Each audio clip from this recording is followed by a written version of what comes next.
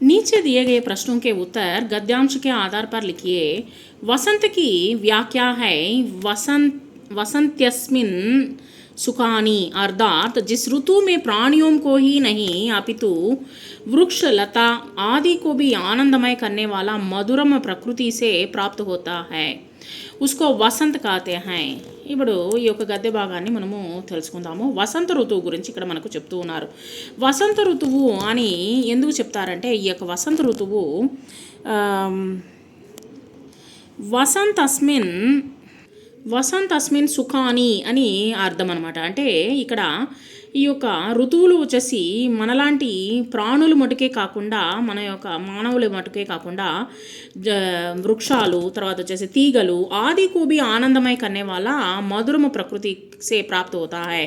ఈ యొక్క మొదలైన వాటిని కూడా ఆనందాన్ని ఇచ్చేటువంటి మధురమైనటువంటి ఋతువు అనమాట ఈ యొక్క ప్రకృతి లభిస్తుందో దాన్నే ప్రస్తుతము ఈ యొక్క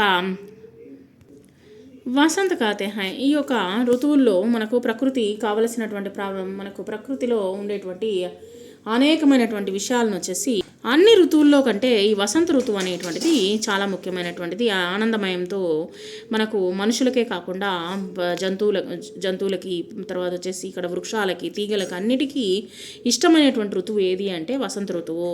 సో ఈ యొక్క ప్రకృతిని వచ్చేసి మధురవంతంగా తీసుకొని వస్తుంది కాబట్టి దీన్ని వచ్చేసి వసంత ఋతువు అని అంటున్నాము. వసంత ఋతువు కా ఆగమన్ సభీ దేశోమే అలగ్ అలగ్ హోతా హై. ఈ యొక్క వసంత ఋతువు అనేటువంటిది వివిధ దేశాల్లో వేరువేరుగా ఉంటుంది.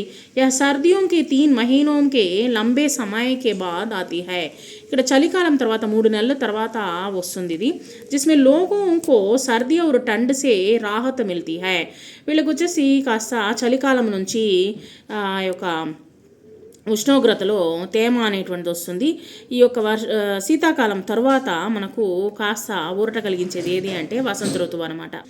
वसंत ऋतु में तापमान में नमी आ जाती है. మనకు తేమ అనేటువంటిది వస్తుంది. और सभी जगह हरे भरे पेड़ों और फूलों के कारण चारों तरफ हरियाली और रंगीन దికాయి దేతా హై. ఇక్కడ ఇచ్చినటువంటి చాలా చుట్టుపక్కల ఉన్నటువంటి అనేకమైనటువంటి చెట్లు కావచ్చు, పూలు కావచ్చు, అంతా పచ్చ పసుపుతో కూడినటువంటి వాతావరణం అనేటువంటిది మనకు చూడవచ్చు అనమాట ప్రకృతి అంతా.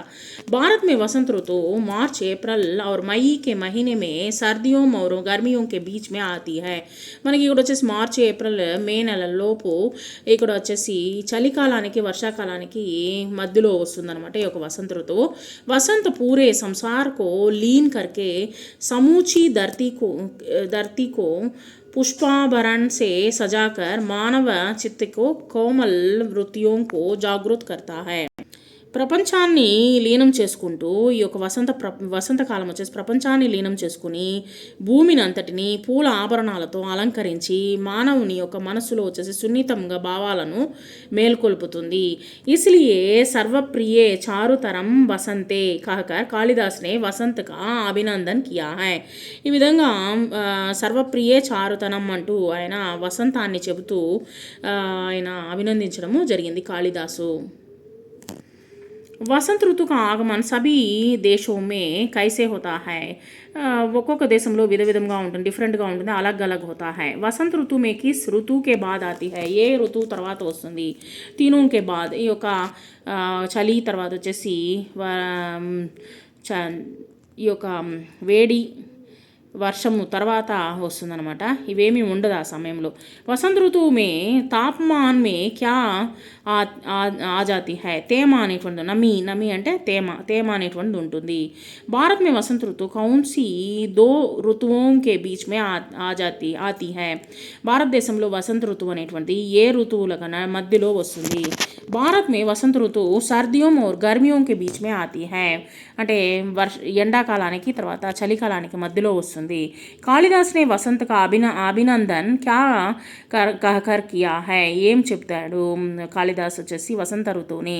కాళిదాస్ ఇస్లియే సర్వప్రియ చారుతరం వసంతే कहकर కాళిదాస్ నే వసంత కా అభినందన్ కియా హై. ఈ యొక్క వాక్యం చెబుతూ ఈ యొక్క వసంత ఋతువుని పొగుడుతూ అభినందించడం జరిగింది కాళిదాసు.